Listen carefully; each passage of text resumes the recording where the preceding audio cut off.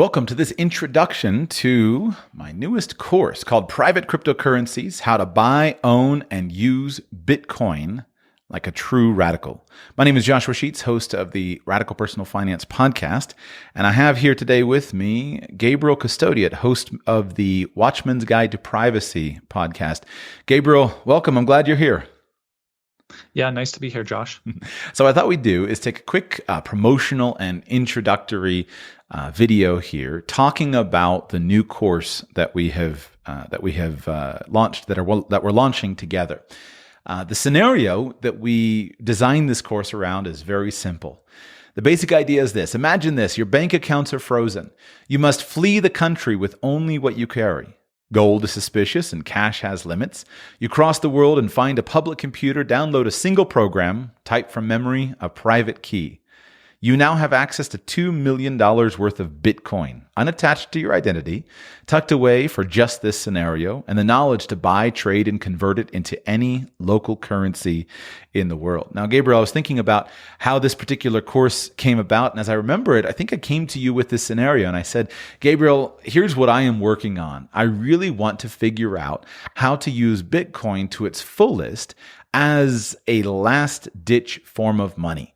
A form of money where, with nothing other than a few code words in your head, you can cross any border in the world, go anywhere, and have access to your money. But I don't know how to do it. And that was when I came to you and I said, let's figure it out. And of course, from there, you've taken and we've worked on an outline, and we've got an exciting course to offer. So what I thought would be interesting is let's start at the beginning and go over some of the content that we're going to be covering, and most importantly, give an outline of the scope of the course. Yeah. So I would say, Josh, that this came about partly upon reflecting how people talk about Bitcoin and cryptocurrencies as this radical alternative to current finance. We've seen recently with the banning of the SWIFT system for Russian people, not just the Russian government, but Russian people, of the situation in Canada with people's bank accounts being shut down. We've seen and we've heard that cryptocurrencies can be a radical alternative, but most people are not actually using them in that way. Most people have them in these centralized exchanges, which are antithetical to Bitcoin and cryptocurrencies. And so I've read all the books on Bitcoin about people saying that this is an alternative, this is going to take down the Fed, et cetera. But then they don't really explain how to own and to use Bitcoin like a radical. In other words, in a self-sovereign way, where you own your own private keys, where you have access to these things yourself, and where you do it privately. And privacy, of course, is important because that which is surveyed can be controlled. So let me tell you a little bit about the course. Basically, we are going to do a comprehensive mini course on Bitcoin with an emphasis on privacy. So we'll be talking about what Bitcoin is, how to use it, how to acquire it, how to engage with decentralized and centralized exchanges, and what all of these things are.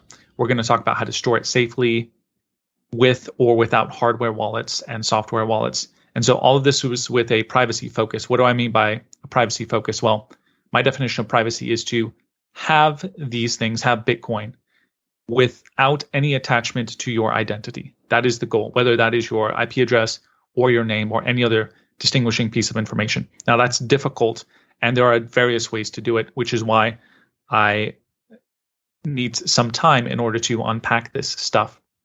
And so let me describe a few of the things that we'll be talking about. We're going to go over wallets, hardware wallets, and software wallets. We're going to talk about Bitcoin ATMs and how to use them and how to use them privately. We're going to talk about getting your Bitcoin out of a public exchange like Coinbase and obscuring these coins through mixers and through conversion to privacy coins and back into Bitcoin. It's not as complicated as it seems. We're going to cover briefly what you need to know about mining Bitcoin. We're going to talk about how to acquire Bitcoin from other people, where to do that, and the best method. We'll talk about, and by the way, throughout all of this, we're going to define our terms. We're going to explain things in the simplest way possible. I don't want anybody to be left out. We're going to assume no prior knowledge. And we'll also be talking about how to use decentralized exchanges to trade for other coins. Important point, this is not just about Bitcoin. We can use these strategies, and we will be using these strategies for other coins, altcoins as they're called. We're going to talk about things like how to memorize your seed phrase, very practical things about the responsibilities of owning your private keys, which is part of the process of having them privately. And we'll be discussing a number of other things along the way. And what I want to emphasize in this course is a few things. First of all, it is practical, right? We're not talking theory of Bitcoin. We're talking about how I've gone out to as many ATMs as I can, and I've learned how to approach this in the best way possible. We're not going to be talking about the theory of how to use Bitcoin privately. You're going to see on my screen the entire time what I'm doing, what wallet I'm using, why I'm using this wallet, how I'm doing all of this over the course of several hours while I explain it. Another part of this course, another thing to emphasize is that this has been a long time in the making. I've been ruminating on this course for years now, and I've talked to Bitcoin experts. I have consulted with people. And one thing I've noticed is that there is really a dearth of knowledge about owning Bitcoin like a true radical in a private way.